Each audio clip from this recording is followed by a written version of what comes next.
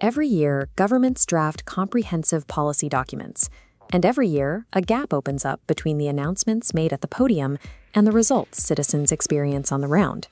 This gap often stems from a lack of focus. Administrations pour resources into designing a program, but they may neglect the complex administrative machinery required to deploy it. When that administrative engine stalls, the results are visible. Public works face delays, social initiatives struggle to reach targets, and international investors lose confidence. In a competitive global market, a policy on paper carries little weight without the bureaucratic capacity to turn it into a reality. South Africa addressed this implementation gap directly during the 2026 budget vote in the National Assembly. On June 2nd, Deputy Minister Nonseba Mlahali identified execution and service delivery as the primary focus of the nation's 2026-27 policy agenda. The focus is shifting away from generating new promises. Instead, the mandate prioritizes measurable accountability for the commitments already made. This signals a change in how the South African state manages its daily operations and fulfill its promises to the public.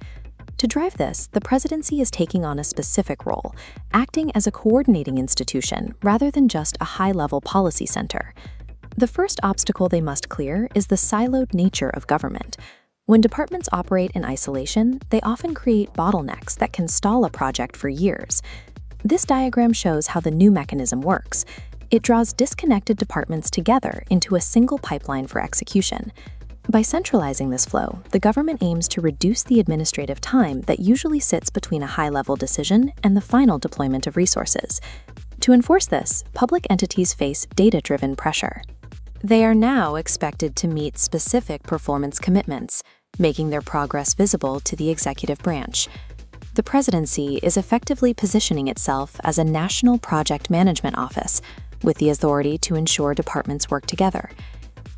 This mandate is being tested first against the country's physical infrastructure. The state is moving to accelerate public works, managing the complexity of bridge, road, and utility construction that supports economic activity. Beyond concrete and steel, there is a human target. The government must also execute a rollout of youth empowerment and employment initiatives.